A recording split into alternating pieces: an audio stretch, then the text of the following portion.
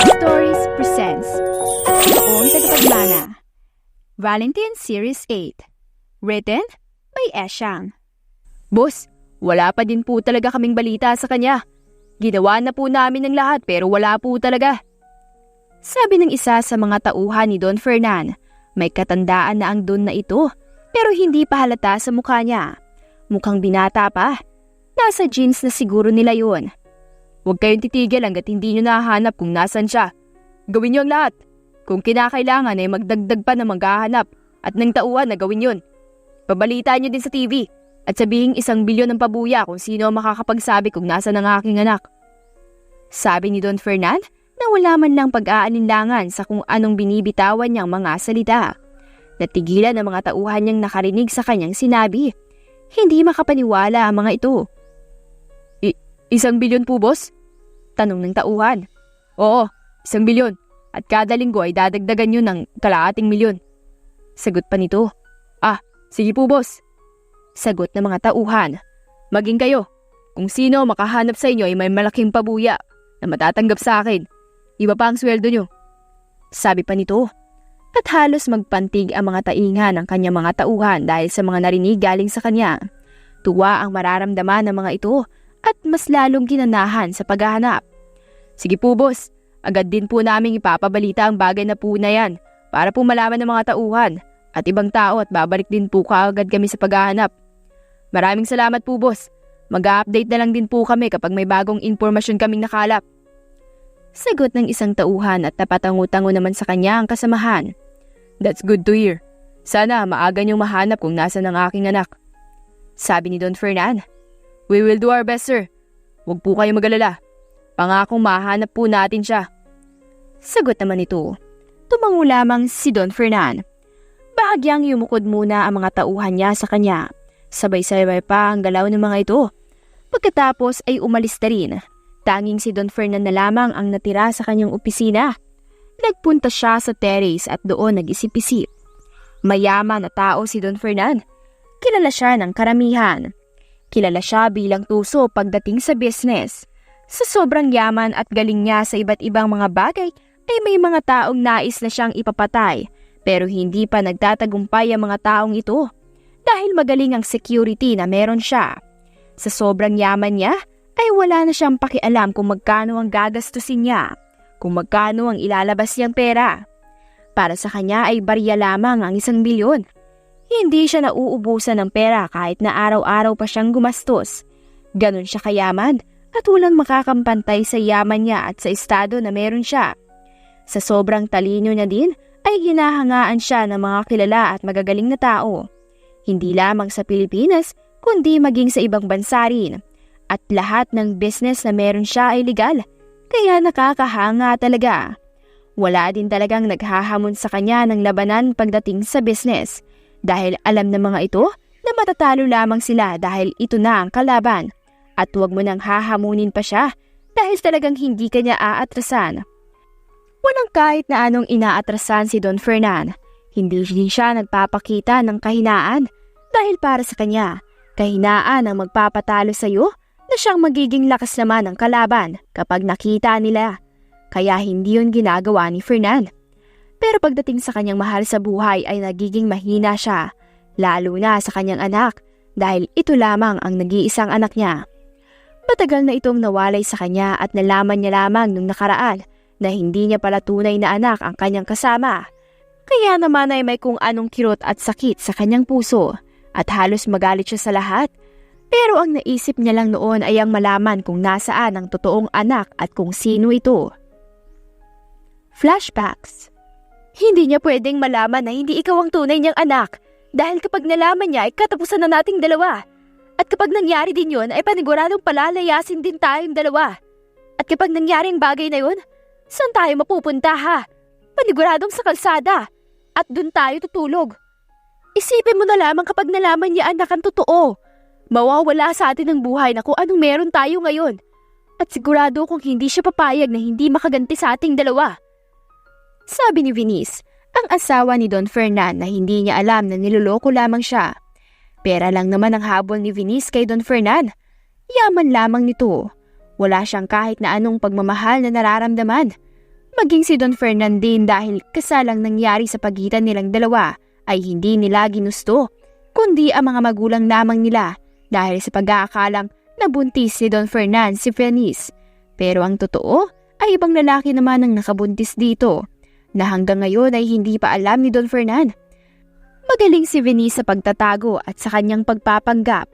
Hinaharangan niya din kasi ang ibang mga investigator ni Don Fernan, kaya hindi nito nalalaman ang kasinungalingang meron siya. Pero ma'am, malalaman at malalaman din ni Dad ang katotohanan. You know him. Parehas nating alam kung sino siya at gaano siya katalino. Kaya habang maaga pa ay sabihin na natin sa kanya. Tayo na mismo ang magsabi. Dahil kapag sa ibang tao niya pa nalaman at kusa niyang nalaman yun, doon tayo mas lalong mananagot sa kasinungalingan na ginawa natin. Nafo-frustrate na sigaw ni Tala. Huwag kang sumigaw, anak. Calm down at baka marinig tayo ng dad mo. Sabi ni Venice. Paano ka kakalma, ma'am? Hindi ko na kaya ang ginagawa nating panlulokong dalawa. Hindi ko na kaya pa, ma'am. Kaya please, sabihin na natin sa kanyang totoo. Pagpupumilit ni Tala, naging mahinahon at mahina ang boses, pero naroon pa rin ang diin sa bawat salitang binibitiwan niya. Anak, tawag ni Venice at saka hinawakan ng anak sa magkabilang pisngi. Inuuto niya ito. Hinaplos niya din. Makinig ka sa aking mabuti ha. Magtiwala ka lang kay Mommy. Hayaan mo kong bahala sa lahat dahil mas alam ko ang ginagawa ko. Sa ngayon ay wag na wag kang mangingialam. Wala kang kahit na anong sasabihin sa dad mo. Lalo na ang wag kang magpapahalata. Kung ano ang akto mo bilang anak niya ay ganun pa din. Katulad pa rin ng dati. Ibigay mo na sa akin to, anak. Marahang pagkakasabi ni Venice. Mom, natatakot lang ako sa pwedeng mangyari kapag nalaman ni Dad. At saka, tama na, Mom. Matagal na natin siyang... Natigilan si Tala nang putuli ng ina ang sasabihin niya. Sabihin na nating nalaman na ng dad mo. Paano kapag nahanap niya sa atin ang totoong anak niya?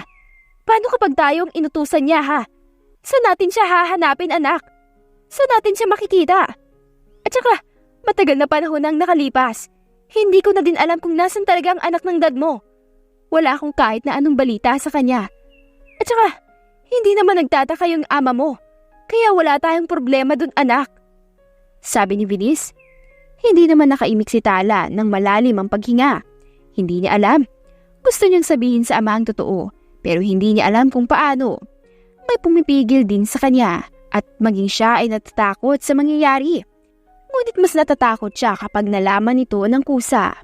Inaalala niya ang kanyang ina dahil malaking kasalanan ang kanilang ginawa.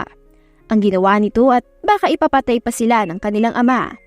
Pero alam ni Tala na hindi kaya ng ama na saktan siya, lalo na at mahal siya nito. Tanging inan niya lang ang mapaparusahan at hindi siya. Hindi niya na alam. Gulong-gulo na siya at dahil may mahalagang tao sa buhay niya ang mapapahamak. Pero ano ba ang pipiliin niya? Ang kanyang ina o ang katotohanan na nararapat na malaman ng ama? Hindi malalaman ng iyong ama na hindi kanya talaga anak kapag hindi mo sinabi. Tayong dalawa lamang ang nakakaalam ng bagay na yon at ang tunay mong ina. Marahang sabi ni Venice habang nilalagay sa likod ng tainga ni Tala ang ilang hibla ng buhok nito. Habang kung ano-ano ang sinasabi ni Venice sa anak ay hindi nila namalayan ang pagdating ni Don Fernan na kung saan ay natigilan na lamang sa kanyang pagpasok at pagbukas ng pinto dahil sa narinig. Kumunot ang kanyang noo. Hinawakan niya ang doorknob at handa na sanang pumasok pero naudlot yon sa sinabi ni Venice. Wala kang sasabihin sa dad mo, ha? Ikaw pa din ang totoong anak niya sa mga paningin niya. Hanggat hindi niya nalalaman ang totoong anak niya ay iniwan ko sa gilid ng ilog at ikaw ang pinalit ko. Ani Venice, saglit na natigilan si Don Fernan pero agad ding sumiklab sa kanyang puso ang galit at kirot. Halo-halong emosyon agad ang kanyang nararamdaman. Hindi niya akalain ang bagay na yun. Napakuyom na lamang siya ng mga kamao. Hindi niya halos maisip na matagal na nga pala siyang niloloko ng mga ito. Napamahal na siya kay Tala dahil buong akala niya ay anak niya ito. Kaya masakit sa kanyang malaman na hindi pala. Ma'am, paano kapag nalaman niya? Anong gagawin natin? Natigilan na mag-ina nang lumagabog ang pinto. Pareha silang napalingon dito at gulat ang mga mata. Halos takasan ng dugo ang mukha nang makita si Don Fernan na siyang pumasok. Walang emosyon ang muka habang nakasuot ang kamay sa bulsa ng suot na pants. Kanina ka pa dyan? Tanong ni Venice na gulat. Halos maipon na ang dugo sa katawan. You fucking lied to me, ha? Don Fernan, Mac? Mas lalong natakot ang mag-ina. Alam nila agad ang ibig sabihin nito kahit na hindi sila magtanong. Where's my fucking real daughter, Venice?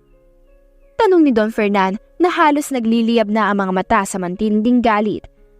Ha? Anong sinasabi mo, Han? Nandito si Talas, ah. Napaigtad si Venice sa gulat nang sumigaw si Don Fernan. Namutla na lang din siya. Huwag mo nang subukan na magsinungaling at magmaang-maangan pa sa harapan ko. Dahil narinig ko ang pinag-usapan yung dalawa. Kaya sabihin mo sa akin mismo sa harapan ko ang totoo. Kung ayaw mong sumabog ng tuluyan ng emosyong nararamdaman ko, huwag mo akong hintayin sa sobrang magalit pa. Pagbabanta ni Don Fernan na sobrang diin ang bawat salitang binibitawan. Napalunok na lamang si Tala habang nagpapalit-palit ang tingin niya sa kanyang ina at ama. Where is she? Where is my real daughter? Tell me, Venice. Mariing sabi ni Don Fernan. Tanging paglunok na lamang ang nagawa ni Venice. Takot din ang bumalot sa kanyang puso. Dahan-dahan na lumapit si Don Fernan sa kanila. Bahagyang lumayo naman si Venice at saka si Tala. Natatakot sila, lalo na at wala man lang itong kaemosyon na makikita sa muka. Ramdam nilang galit na ito sa loob, pero hindi lamang nilalabas na siyang ayaw nila na sumabog at baka mapatay na lamang sila bigla na mag-ina. Tumingin si Don Fernan kay Tala. Bumakas ang sakit sa mata nito na siyang napansin ni Tala. Napakagatlabi na lamang siya. Dad, I'm so sorry. Pero nais ko naman pong sabihin ang totoo nung malaman ko, Dad. Ani Tala na siyang nag-init naman ng mga mata. Halatang naiiyak na. Paano niyo nagawa ang bagay na to sa akin? All of these years, ginawa niyo lang akong tanga.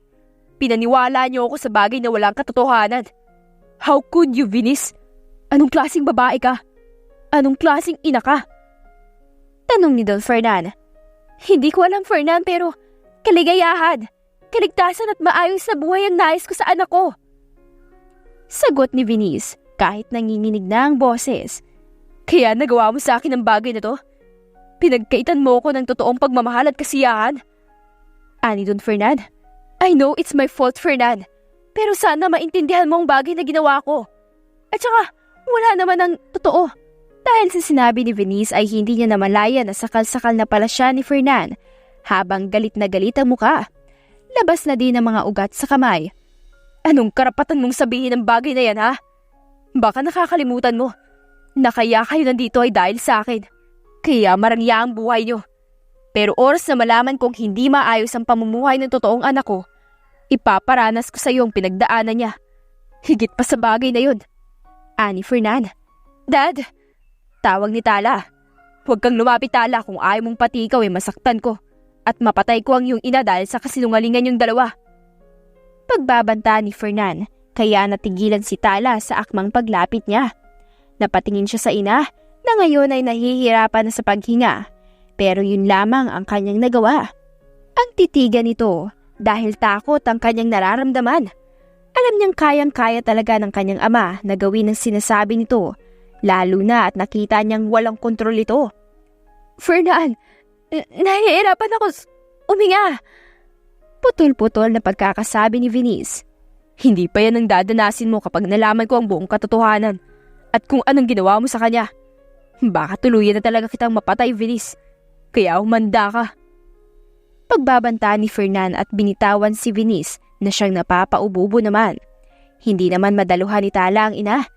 Naawa siya pero may parte sa kanya na nagsasabi na nararapat lamang yun dahil sa ginawa nito.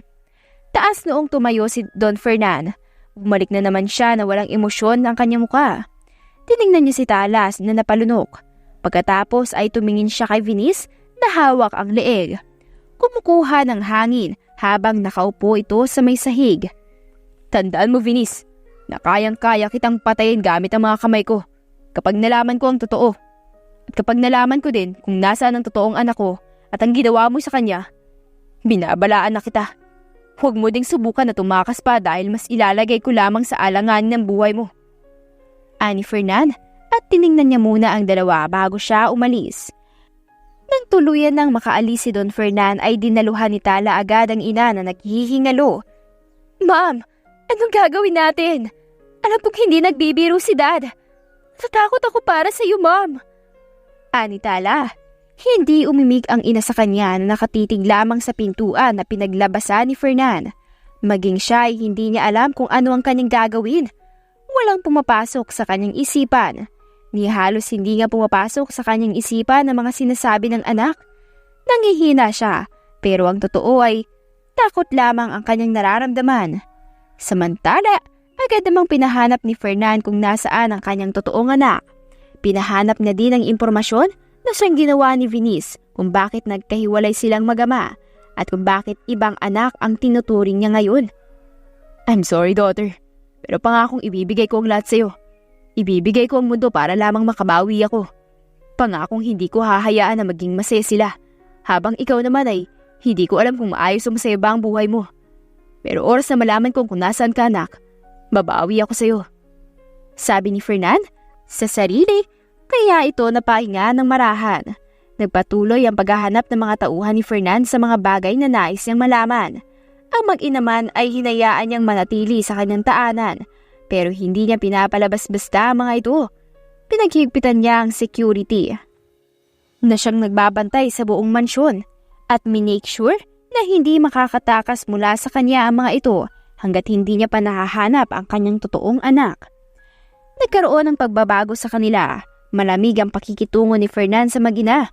Halos hindi niya nga matingnan ang mga emosyon nito. Kapag tiningnan niya ay galit ang namamayani.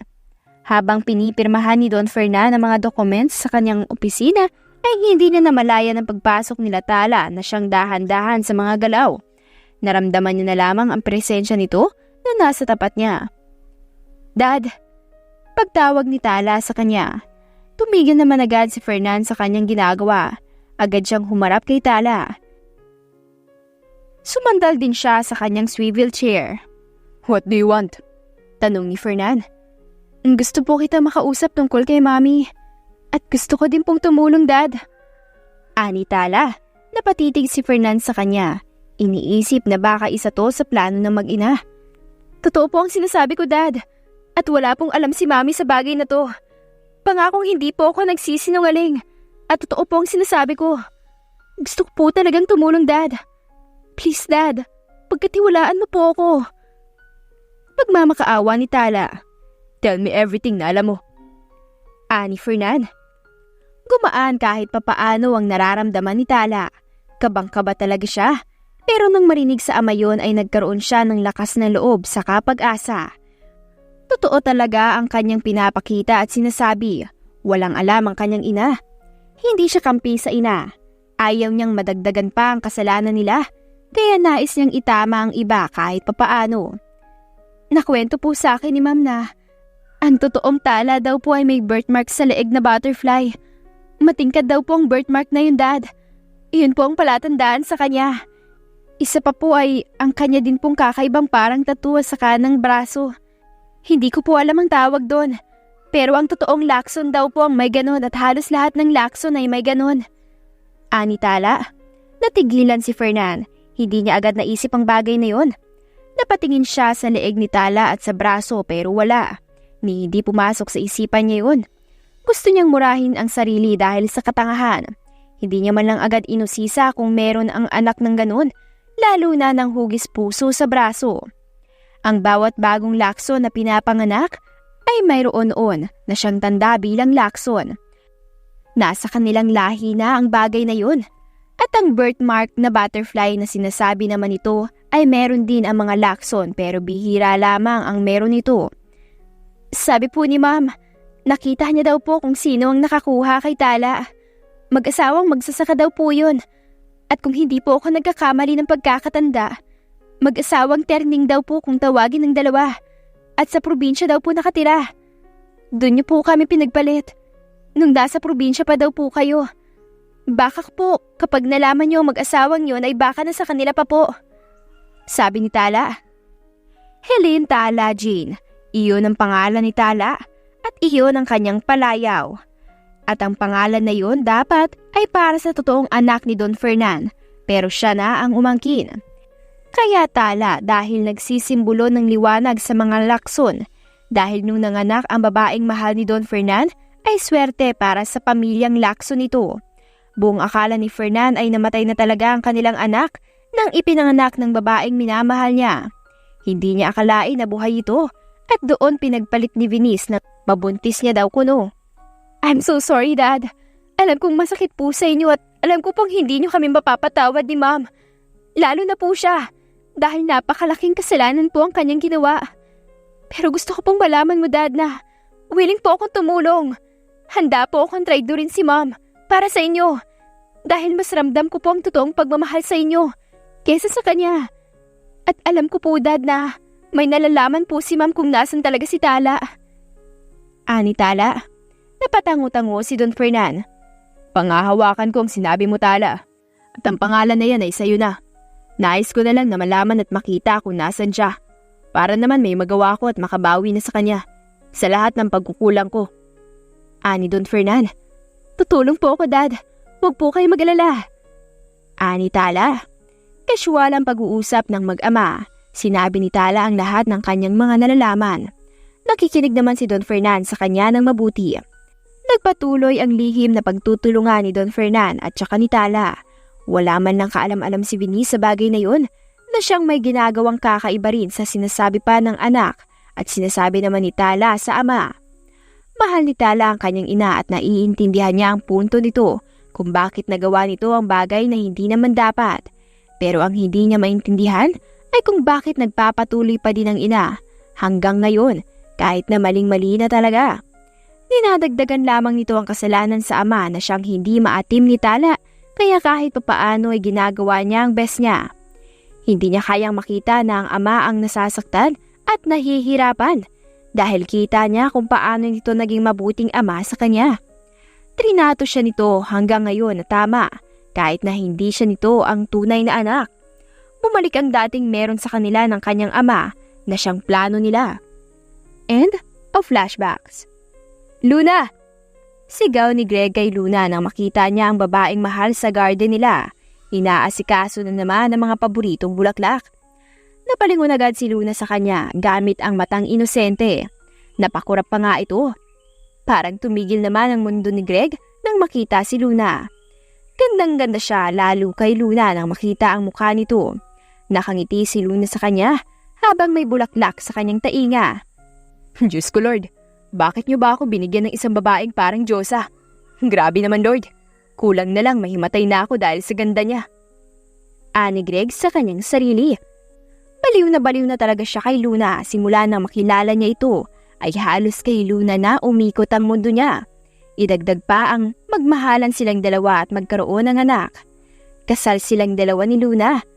Nagkakilala sila sa isang isla kung saan nakatira si Luna. Alam niya ang buhay ni Luna at tanggap niya ito at kahit sino pa. Ano pa man ang estado ng buhay, wala siyang pakialam sa sasabihin at opinyon ng iba. Basta, mahal niya ang asawa at walang makakapigil sa kanyang mahalin ito.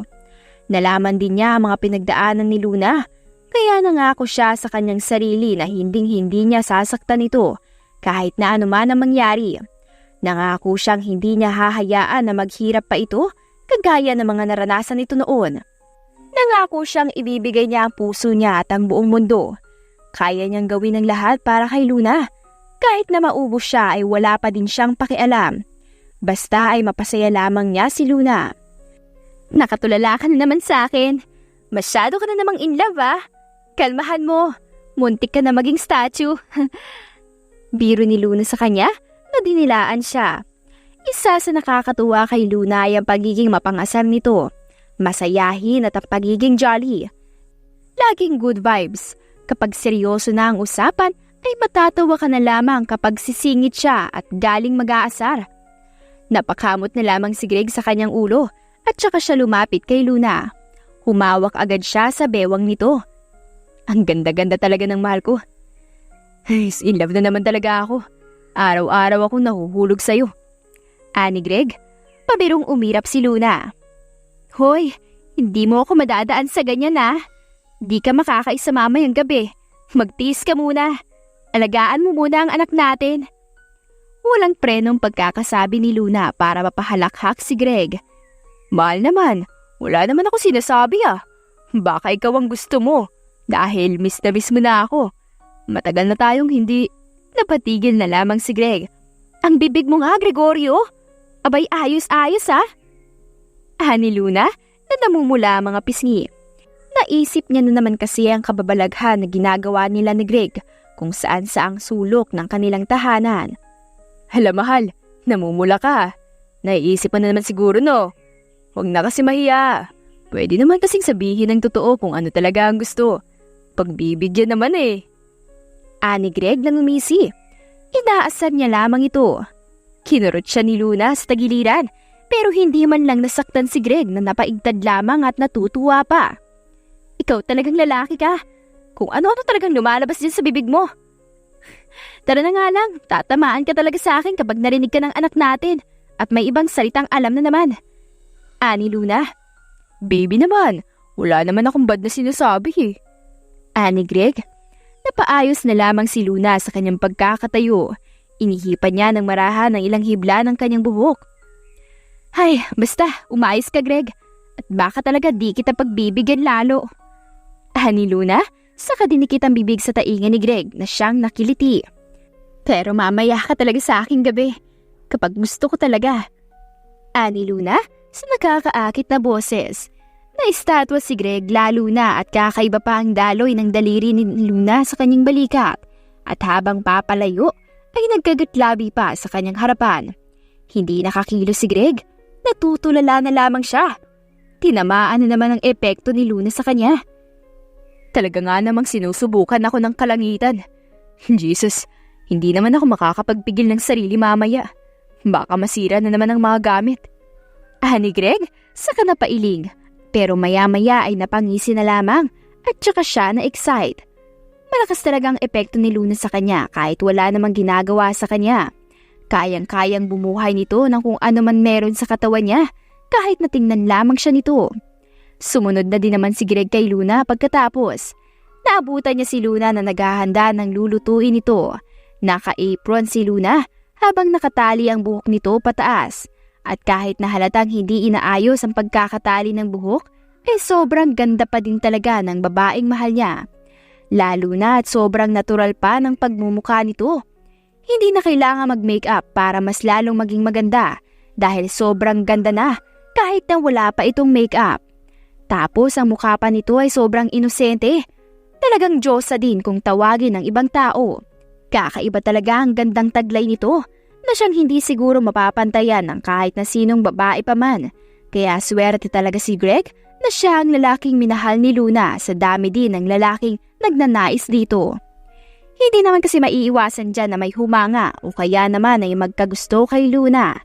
Hindi din naman kasi talaga itatanggi ni Greg na iba ang karisma nito sa mga lalaki. Mahuhumaling at mababaliw ka talaga kahit na wala namang ginagawa si Luna sa'yo. Friendly si Luna at talagang sobrang masiyahin din. Malapit din ang puso nito sa mga tao. Masyadong maawain, kaya naman minsan ay hindi alam ni Greg kung matutuwa pa ba siya sa sobrang pagiging mabait ni Luna sa mga tao. Kasi naaabuso na din minsan, pero hinahayaan niya na lamang. Lalo na at ito ang kasiyahan at nais ng babaeng minamahal.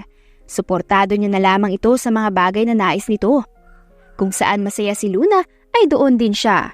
Pero kung sa kanilang relasyon na dalawa, ang nais nitong kasiyahan ay hindi siya papayag kung pakawalan si Luna yun. Tumulong na din si Greg kay Luna sa pag-aayos ng ingredients saka pagluluto. Halos naghaharutan din silang dalawa ni Luna habang nagluluto. Umaalingaw-ngaw na lang din ang tawa nilang dalawa sa buong kusina. Niyayakap siya ni Greg sa likuran at hinahalikan ang kanyang leeg. Hinahayaan naman siya ni Luna sa nais nitong gawin. Baby, baby. Paglalambing ni Greg. Naglalambing na agad ang baby damulag ko ah. May gusto to. Ani Luna sa nangaasar na tinig. Pagkak namang natawa si Greg at saka ngumiti. Mas niyakap niya pa si Luna. At saka mas sumiksik sa may leeg nito. Halos hindi na maayos ni Luna ang pagluluto, pero namamanage niya rin naman. Ganito talaga ang nangyayari kapag magluluto siya at kasama niya si Greg sa kusina. Halos wala silang natatapos na dalawa. Wala naman po. Naglalambing lang naman po ako sa baby mo eh. Hindi naman porkit naglalambing ay may gusto na ako. Ani Greg? Asus be, huwag ako. Ikaw pa. Sobrang adik mo nga pagdating sa akin. Para kang palaging lasing. Ani Luna, and she chuckled. Napanguso na lamang si Greg sa kanyang liig. Nung matapos siya magluto ay tinulungan siya ni Greg sa paghahanda sa mesa. Ito ang nagasikaso sa kanilang pagkain. Hinayaan naman siya ni Luna.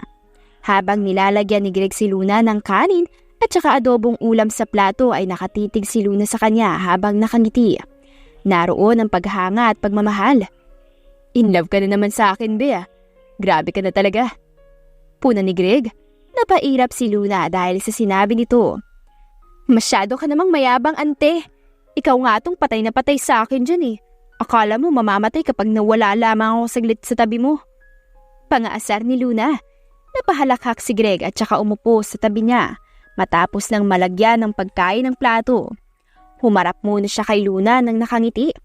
Pinisil niya ang ilong nito para mapanguso si Luna. Ang ganda-ganda talaga ng mahal ko. Hays, talagang in love ako sa kanya. Baliw na baliw pa nga eh. Sabi ni Greg habang nakatitig kay Luna at inilalagay ang ilang hibla ng buhok nito sa likod ng tainga. Napairap si Luna at saka inilagay ang isang palad sa mukha nito. Mamaya ka na magganyan. Hindi ako mabubusog niyan. Kumain muna tayong dalawa at talagang nagugutom na ako. Ani Luna. Pagak na natawa si Greg. Nagsimula na silang kumain at pati sa pagkain ay sweet na sweet din talaga silang dalawa. Lalo na itong si Greg. Kaya napapairap na lang talaga si Luna. Pero gusto niya din naman kapag sinusubuan siya ng asawa. Wala ang kanilang anak ngayon dahil nasa lolo at lola nila. Nasa side ng mga magulang ni Greg. Kaya naman solong-solo talaga nila ang isa't isa. Nawiwili din kasi ang mga magulang ni Greg sa kanilang anak. At minsan ay parang ayaw ng iuwi. But thankful silang dalawa sa mga ito dahil sa pag-aalaga sa kanilang cute na anak. Matambok din kasi ang pisngi nito, kaya pinanggigigilan kahit na mga kapatid ni Greg. Namana ng kanilang anak ang ugali ni Greg, pero may nakuha din namang ugali sa kanya. Lamang nga lamang ang kay Greg, kaya minsan ay inaasar ni Luna ito na nagtatampo siya. Agad naman siyang lalambingin ng anak. Be, punta tayo mamaya kina mama at papa. Nag-message sila sa akin na punta daw tayo sa bahay. May kaunting salo-salo daw. Nandun lahat ng kapatid mo. Ani Luna, nang lumapit siya kay Greg na kumukuha ng damit nito sa kabilang cabinet. Ikaw bahala, baby. Kung gusto mo ay pupunta tayong dalawa. Sabi naman ni Greg at saka niya tinanggal ang tapis ng towel sa kanyang katawan. Nagbihis agad siya. Hindi naman naiilang si Luna dahil mag-asawa sila at saka sanay naman na sila sa isa't isa. Hindi na kailangan na magkahiyaan pa. Matagal na silang kasal at sanay na sa isa't isa. Punta tayo mamaya. Nakakahiya naman kasi sa parents mo kung hindi tayo pupunta. At saka inaasahan nila tayong dalawa. Sabi ni Luna, tsaka siya yumakap sa asawa. Nakaupo sila ngayon sa kama habang nakasandal sa headboard ng kama si Greg. Nakayakap naman si Luna sa kanyang baywang at ang ulo ay nasa bendang dibdib ng asawa. Hinahaplos naman ni Greg ang kanyang braso. Alam mo Greg, marami akong nare-realize habang tumatagal ang pagsasama nating dalawa. Walang araw na hindi ko iniisip na sobrang swerte ko sa'yo. At sobrang thankful ako kay God dahil binigay at pinakilala ka niya sa akin. Ang lalaking kagaya mo, na minahal ako ng sobra. At saka tinanggap ako ng buo at walang pag-aanindangan. Thank you so much Greg for loving me non-stop. Kahit na madalas ang sama ng ugali ko. Lalo na nung buntis ako. Nice. Grabe talaga ako nun. Pagkukwento ni Luna at saka bumalik sa kanyang isipan ng mga panahong pinagbubuntis niya ang kanilang anak. Baby, hindi mo na din naman alam kung gaano ako kasaya at thankful sa tadhana at kay Lord. You don't need to say that word. Dahil ako dapat ang magsasabi ng bagay na yan. Ani naman ni Greg. Parehas tayo. Parehas tayong thankful. Pero kasi sa akin, ikaw. Alam mo kung gaano kahaba ang pasensya mo sa akin. Lalo na nung buntis ako. Like be. Basta. Ani Luna. Pagak na natawa si Greg sa kahinalikan ng kanyang ulo. Siyempre, aalagaan kita dun. Baby kasi kita. At saka buntis ka nun. Hindi kita pwedeng pabayaan. At saka nararapat lamang ang bagay na yon. Ayaw ko naman na may mangyaring hindi maganda sa'yo at sa anak natin. Kaya ginawa ko ang lahat. Kahit na nagkikrave ka sa mga pagkain na nasa ibang bansa pa makukuha ay talagang bibigay ko. Ani Greg? Mas lalong yumakap si Luna sa kanya habang nakapikit ang mga mata. Dinadama ang bawat isa. Na-realize ko lang kasi na grabe pala yung paghihirap mo sa akin that time. Ang dami ko mga gustong kainin tapos sa ibang lugar pa talaga mabibili. Idagdag pa ang sobrang pagiging mainitin ng ulo ko na siyang napagpapasensyahan mo. Sabi ni Luna, normal lang naman yung ugaling pinakita mo that time, baby. Dahil buntis ka. Saka gagawin ko ulit yun kung sakaling magkaroon tayo ng second baby. Ani Greg? Ikaw ba? Gusto mo ba magkaroon tayo ng second baby, mahal? Tanong ni Luna kay Greg. Napatingin si Greg sa kanya pero sa bandang ulo niya lamang. Napangiti na lamang si Greg saka siya bahagyang tumingkayad upang halikan ang ulo nito. At saka umayos sa pagkakaayos ng kanyang pagkakaupo. Sa akin, mahal, ang desisyon ay nasa sayo. Dahil ikaw naman ulit ang magdadala ng baby natin ng 9 months. At saka, ayaw kong mahirapan ka din. Dahil nakita ko kung paano ka mahirapan nung pinagbubuntis mo ang unang baby natin. Natatakot ako. Ani Greg? Sabi ni Luna, gusto ko magka-second baby tayo, mahal. Marami pang baby sa mubuhay natin pero ikaw ang iniisip ko, mahal. Pero kung anong gusto mo at kung saan ka masaya ay doon ako, baby. Walang problema sa akin. Alam mo naman na palaging doon lang ako sa kung saan ka. Sabi ni Greg. Napaayos naman din si Luna ng kanyang pagkakaupo. Magkatabi pa din sila ni Greg ngayon. Humarap si Luna kay Greg at ganon din naman si Greg sa kanya. Namumungay ang mga mata nito habang nakatingin kay Luna. Alam mo, Greg, isa sa mga nagustuhan ko pa sa'yo ay yung ugali mong yan. Hindi ko may paliwanag kung bakit. Basta, sobrang malaki ang paghanga ako sa'yo. Simula umpisa, talagang pinakita mo ang totoong ikaw.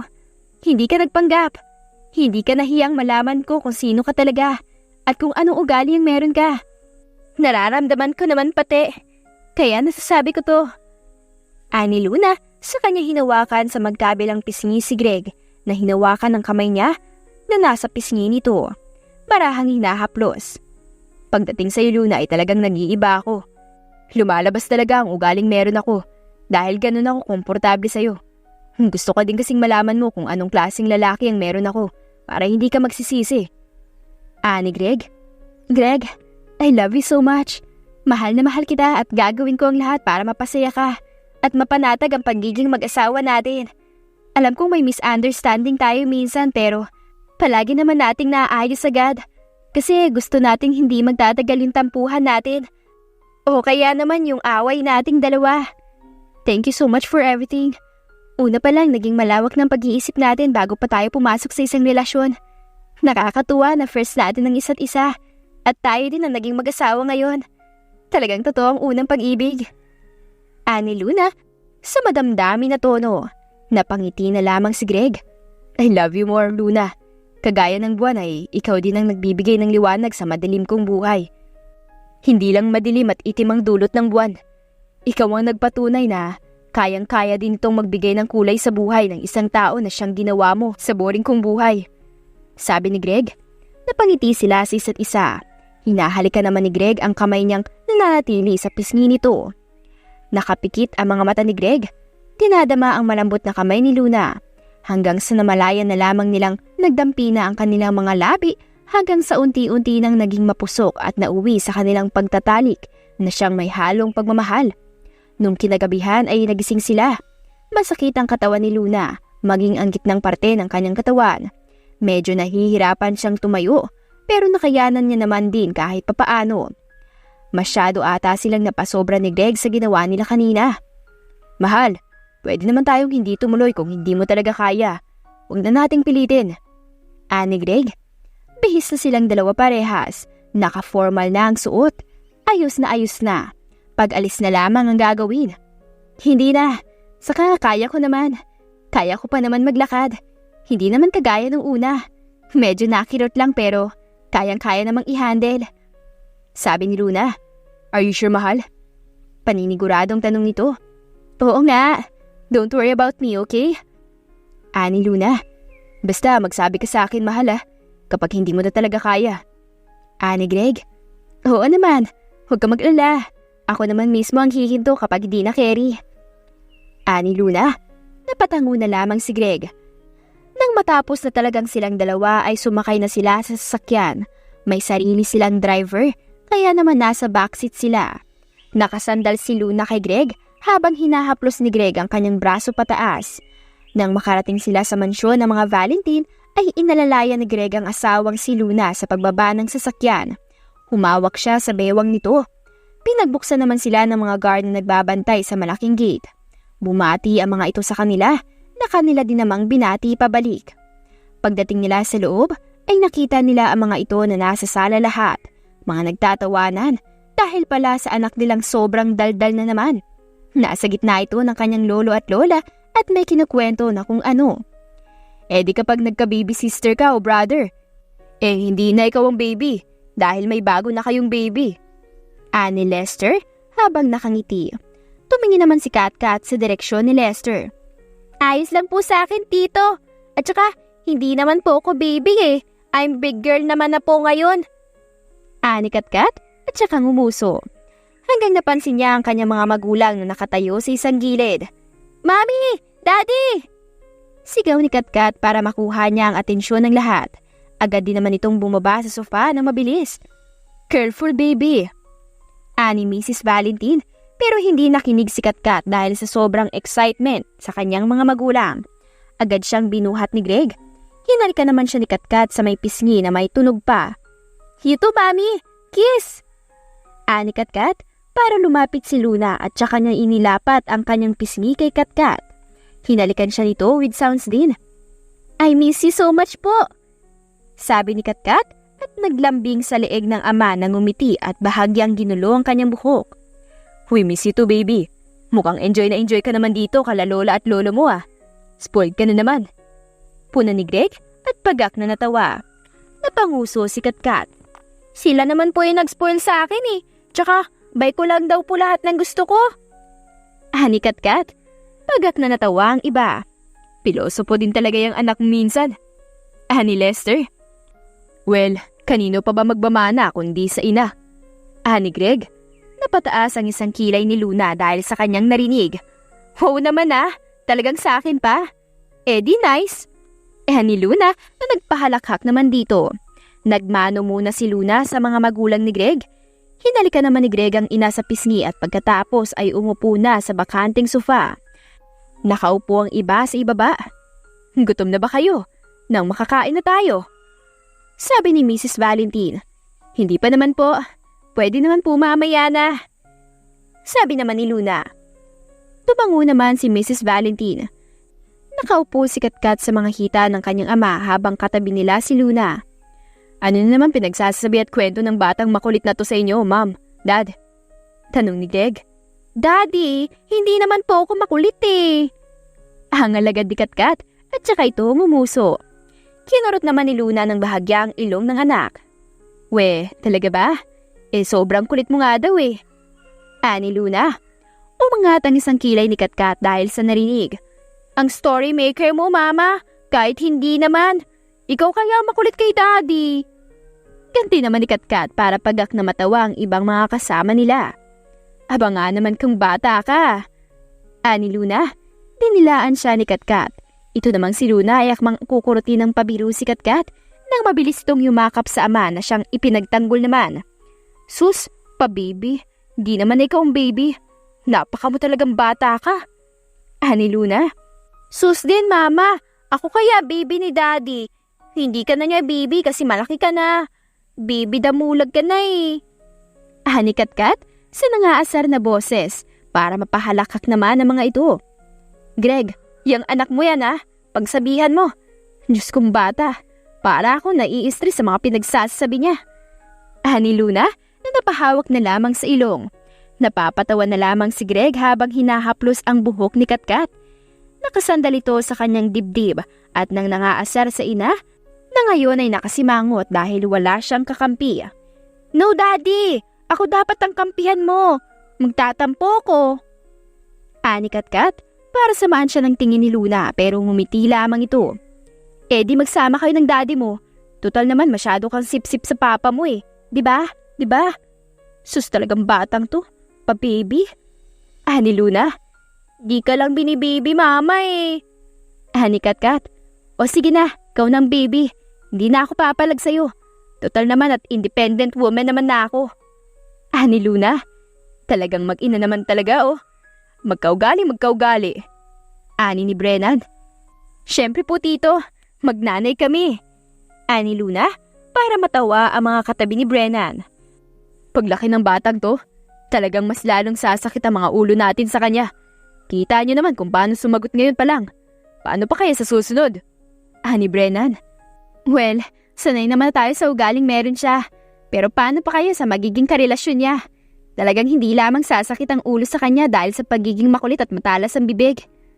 Ani Luna na tumingin sa anak na pinaglalaruan ng buhok ng ama na hinahayaan naman ni Greg. Kunwari ay wala itong pakialam sa kanilang pinag-uusapan. Pero ang totoo talaga ay nakikinig ito. Hindi lamang nito pinapahalata. Tahimik ito kapag may mga nag-uusap na mga matatanda at alam niya kung kailan lamang siya pwedeng sumabat o kaya naman ay makisali sa usapan. May iba tayo. Are you free on Saturday, Luna? Tanong ni Gina na siyang casual lamang ang muka. Katabi nito sa sofa ang kanyang asawa na siyang pinaglalaruan ng dulo ng kanyang buhok. Free ako ngayong month. Wala akong mga appointment at mga meetings. Sagot naman ni Luna. That's good to hear. Kailangan mo din magpahinga kahit papaano. Sa dami ba naman ang ginagawa mo eh. Masyado mong pinapagod ng sarili mo kaya tama lamang na alagaan at ingatan mo ngayon ang sarili mo. Ngayon kasi mahirap na magkasakit. Ani Gina sa may nahong boses. Kaya nga Gina eh. And I'm thankful kasi sina dad and mom ang saglit na nag-alaga kay Katkat para makapagpahinga naman kami. Maging sa inyo. Ani Luna. No worries about that. At saka natutuwa kaming lahat kay Katkat. Sobrang nakakawili siya. Ani Gina na sinulyapan si Katkat na busy lamang sa ama na siyang nakikinig ng pasimple sa usapan. Anyway, anong meron sa Saturday? Tanong nito. Lumingin naman ito sa ina na sinasabi nito ang magsabi. May malaking event kasi ang magaganap Luna at isa ang ating kumpanya, ang ating pamilya na siyang naimbitahan na dumalo kaya inaasahan tayo ron. Sabi ni Mrs. Valentine. Napatango-tango si Luna. We want you sana na ikaw ang mag-represent ng Valentine. For us, for our family. Dagdag nito. Natigilan saglit si Luna. Nagulat siya pero hindi niya pinakita. Nakatitig lamang siya kay Mrs. Valentine at inaabangan ang susunod nitong sasabihin. Si Don Fernan mismo ang siyang nagsabi sa amin ng harapan. Anito, para kumalabog ang dibdib ni Luna. Hindi niya alam kung bakit. Hindi siya kinakabahan or what, pero may something. Ngayon niya lamang ulit narinig ang pangalan yun. Kilala niya si Don Fernan at kahit papaano ay may alam siya dito. Lalo na sa achievement nito. Kaya isang karangalan talaga na makausap ito at maimbitahan pa ng personal. Ano na bang balita sa nawawala niyang anak, ma'am? At saka dun sa asawa at anak-anaka niya? Tanong ni Andrew bigla.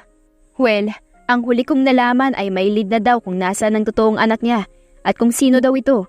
Sa anak at anak-anaka naman niya ay nanatiling nakatira sa kanyang pamamahay pero mahigpit ang kanyang seguridad. Ani Mrs. Valentine. Iba pala ang tagapagmana niya ha. At sana lamang ay maraming alam ang kanyang totoong anak sa business dahil sobrang laki ng kanyang mana sa kanyang ama. At paniguradong ibibigay ni Don Fernan ng lahat sa anak. Lalo na at ilang dekada pa lang niloloko siya ng kanyang tinuring na totoong pamilya. Ani Marian, wala na tayo sa bagay na yun mga anak. Labas na tayo do. Napatigil si Mr. Valentine sa pagsasalita nang biglang sumabat si Hill. Hindi kayo nakakasigurado na hindi nga tayo kasama. Ani Hill, para matingilan at mapatahimik ang lahat. Seryoso ang kanyang muka, kaya nasa kanya din ang atensyon ng mga ito. Ibigay niyo muna si Katkat sa yaya niya.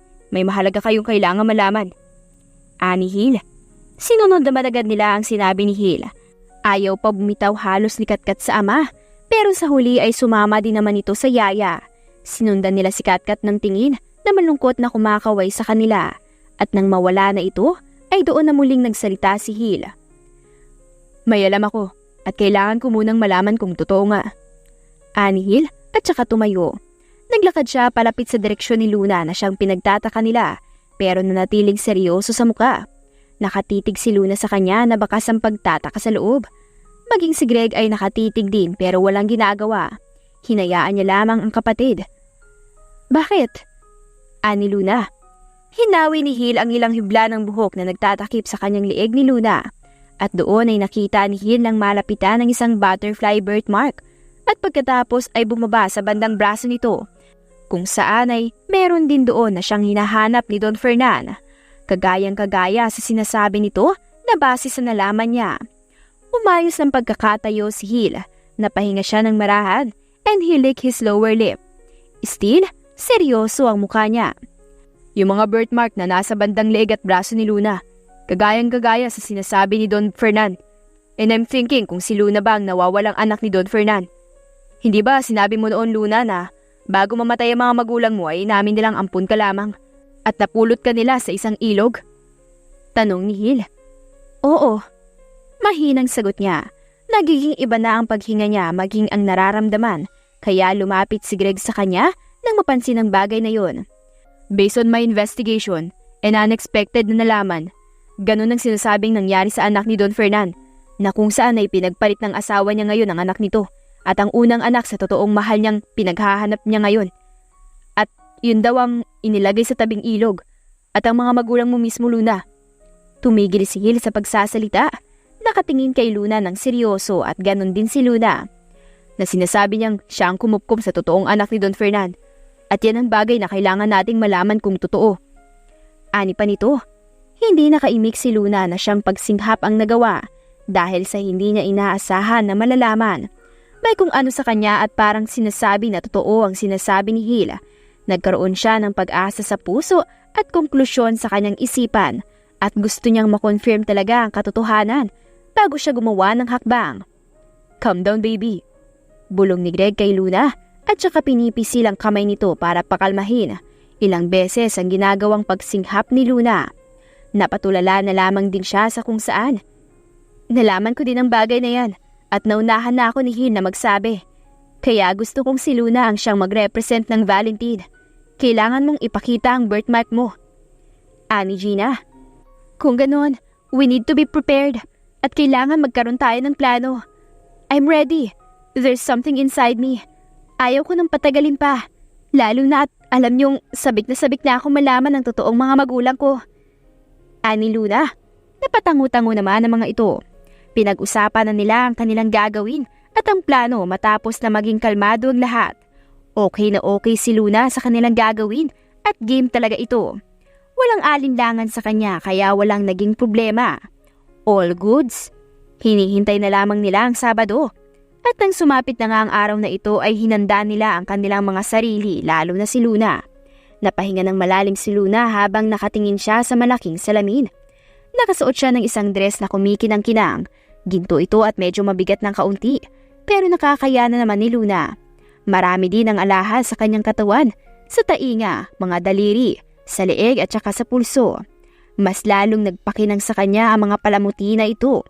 Nagbibigay kulay lalo sa kanyang katawan. Lumalabas din talaga ang totoong gandang taglay na meron siya. You ready? Tanong ni Greg sa kanya na bumulong sa kanyang tainga. Napangisi naman si Luna.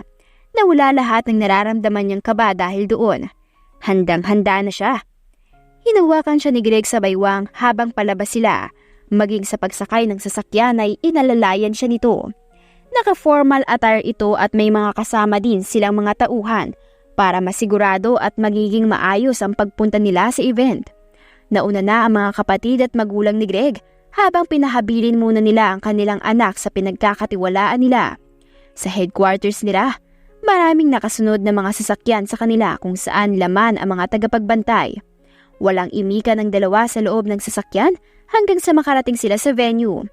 Pagtapat pa lamang nila ay agad nang napatingin sa kanila ang mga media. Maraming reporter ang mga naroon at samot-sari mga flash ng kamera agad ang nakikita nila mula sa loob.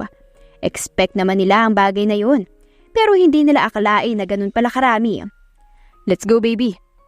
Malambing na sabi ni Greg na siyang naunang bumaba at pagkatapos ay umikot papunta sa kabila upang pagbuksan ng pinto si Luna. Nakahanda naman na ang mga tauhan kung sakaling dumugin sila. Inalalaya naman agad ni Greg si Luna.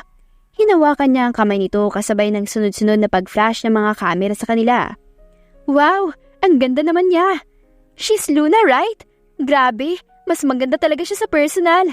Talagang totoo ang sinasabi ng mga tao sa kanya. As in, wow! Wala akong masabi. Sobrang elegant niya pang tingnan. Well, grabe talaga kung mag-alaga ang mga Valentine. At talagang bagay na bagay silang dalawa dahil ang gwapo din ni Greg. Ang ganda niyo po, Ma'am Luna. Ang gwapo niyo din po, Sir Greg. Bagay na bagay po kayong dalawa. I'm sure na sobrang mahal po ng mga kasuotan niyo, lalo na ng kay Ma'am Luna. Kinang na kinang talaga, ang gandang meron siya. Ngumiti sila sa kamera at nagpasalamat sa mga compliment na mga ito sa kanilang dalawa. Wala namang nangyaring hindi maganda. Maayos kahit papaano ang nangyari. Nakapasok sila sa loob ng matiwasay. Nakasunod lang din ang mga bodyguard sa kanila. Pagpasok nila sa loob ay napatingin naman agad sa kanila ang mga bisita. Mahahalata mo talagang mayaman si Don Fernan dahil sobrang lawak at laki ng place. Idagdag pa ang akala mo gold ang makikita mo sa paligid. Halatang mayayaman ang mga bisita dahil sa kung paano kumilos sa mga ito. Maging sa mga suot, elegante din. Pero nangingibabaw pa din talaga si Luna sa lahat. Who is she? Model ba siya? I don't know her but she's so pretty, ha? She's Luna, wife of Greg Valentine. Wow, super ganda niya naman. Wala akong masabi sa kagandahan niya. Hindi nila pinansin ang mga ito, pero ang bumabati sa kanila ay binabati din naman nila pabalik. Natanaw agad nila ang mga Valentine na nasa isang mesa at kausap si Don Fernan na bahagyang nakikipagtawanan sa kanila. Naglakad silang dalawa palapit sa mga ito at agad naman silang napansin. Good evening, Don Fernan. Thank you for inviting us for this big event. Ani Luna, nang makalapit kay Don Fernan na napalingon naman agad sa kanya. Bumakas agad ang kakaibang emosyon sa mukha ni Don Fernan. Halo-halo iyon nang makita si Luna na nakangiti sa kanya. Good evening, Iha. Tunay ngang napakaganda mo. Kinagagalak kong makita ka. Ani Don Fernan. Bumeso si Luna sa kanya at bahagyang yumukod naman si Don Fernan na akala mo ay mataas ang posisyon. Have a seat first. Maging sasawa mo. Ani Don Fernan na binati din si Greg at ganon din ito sa kanya. Pinaghila ni Greg ng upuan si Luna at pagkatapos ay umupo naman siya sa tabi nito. Thank you Valentine family sa pagtanggap ng aming imbitasyon sa mahalagang araw na to. May hinanda akong sorpresa sa inyong lahat at uumpisan ko ang event na to. Ani Don Fernan, nagpaalam na siya sa mga ito upang umakyat sa stage at doon nagsimula na magsalita. Be ready Luna, you're the real daughter of Don Fernan and he's the one who will explain everything. Pero kumpirmado na ang bagay na yun at siya mismo ang nagsabi. At ngayon ay ipapakilala ka niya sa lahat. Ani Mrs. Valentine sa kasual na boses. Natigilan si Luna. Nagulat siya pero nakabawi din kalaunan. Napatingin siya kay Don Fernan. Gusto niyang maiyak. Alam niya na una pa lang na tama din ang hinala niya dahil nakaramdam din siya ng kakaiba. Kaya hindi na siya nagduda. At ngayong totoo nga ay gusto niyang mayakap bigla ang kanyang totoong ama. Matagal niyang hinintay ang pagkakataon na yun at ngayon ay naganap sa hindi pa inaasahan na pangyayari. Don't cry baby. Kailangan mong ipakita sa lahat kung sino ang totoong ikaw at ang anak na hinayaan nilang malaygo sa ama. Narito din ang mag-ina. Bulong ni Greg, kaya pinakalma ni Luna ang kanyang sarili. Bahagya din silang suminghap, dumiling. Mukhang marami na ang mga bagay na nasasabi ko. May isa pang dahilan kung bakit ako nagsagawa ng ganitong malaking event. Dahil kinakailangan yung malaman lahat ang isa sa mga sorpresa na aking hinanda. Na maging ako ay nagulat na lamang din. Ani Don Fernan, pagak na natawa ang iba sa kanya, maging siya ay nakalangiti din. Maraming nangyari, ngunit malalaman niyo din ang buong storya. Pero sa ngayon, nais ko munang maipakilala sa inyo ang siyang magmamana ng buong kayamanan ko. Ani Don Fernan, nagkaroon ng katahimikan sa pagitan ng lahat. Walang kahit na anong ingay ang naririnig kundi ang bawat paghinga lamang ng bawat isa. Ngayong araw ay nais ko makilala niyo ang anak ng nag-iisang tagapagmana ko na siyang hahawak ng lahat ng ari-ayan na meron ako. Ang totoong anak ko na si Luna Valentine. Anunsyo ni Don Fernan sa lahat para mas lalong maging tahimik. Tumingin si Don Fernan sa direksyon ni Luna kaya naman napatingin din ng lahat sa kanya. Hindi naman alam ni Luna kung anong kanyang gagawin. Nawala lahat sa kanyang utak. I'm here baby, kasama mo ako. Ani Greg at siya ang unang tumayo. Inalahad niya ang kanyang kamay kay Luna. Napatingala muna si Luna kay Greg. Ngumiti ito sa kanya para mawala ang kabang nararamdaman ni Luna at inilagay sa kamay ni Greg na nakahain sa kanyang harapan ng kanyang kamay. Luna Valentine is wife of Greg Valentine, one of the sons of Mr. and Mrs. Valentine. Everything is really fast and unexpected. At kagaya ng sabi ko, malalaman niyo din ang buong istorya. But tonight, let my daughter na malaman yung lahat. Ani Don Fernan, para doon magkaroon ng palakpakan.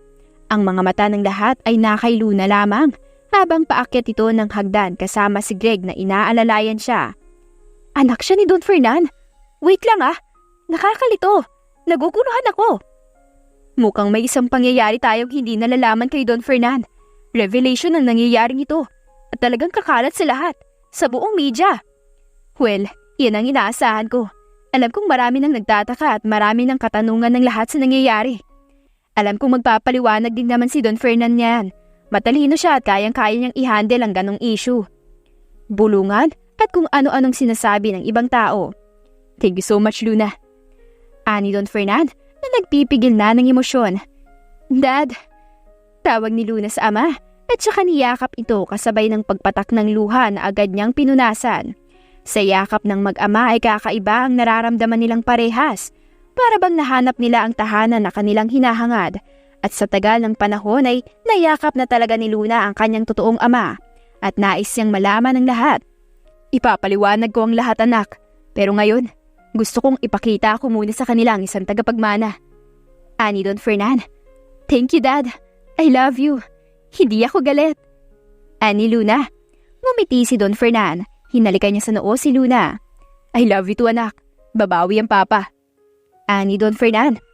Rumampa si Luna sa stage at nagsalita din siya. Halos kilabutan ng lahat nang sabihin ni Luna ang kanyang mga naabot ng pangarap sa buhay. Marami din ang humanga. Naging maayos ang daloy ng event. Walang nagtanong about sa revelation na naganap. Kapwa mga lasing na ang ibang bisita nang sumapit na ang hating gabi. Doon din nalaman ni Luna ang lahat-lahat ng mga bagay na nais niyang malaman. And she's happy because she's finally home and she's complete right now. With the Valentine family, her husband and her daughter, and with her dad. Bumawi ang kanyang ama sa kanya at nakita ni Luna yun. Na-appreciate niya. Nagkakilanlan silang dalawa. Despite of everything what happened, there's an happy ending pa din. At dyan na po nagtatapos ang ating kwentong pinamagatang Ang Totoong Tagapagmana, The Valentine Series 8. If you like the story, please don't forget to like, comment, share, and subscribe for more wonderful stories. Hanggang sa muli, paalam!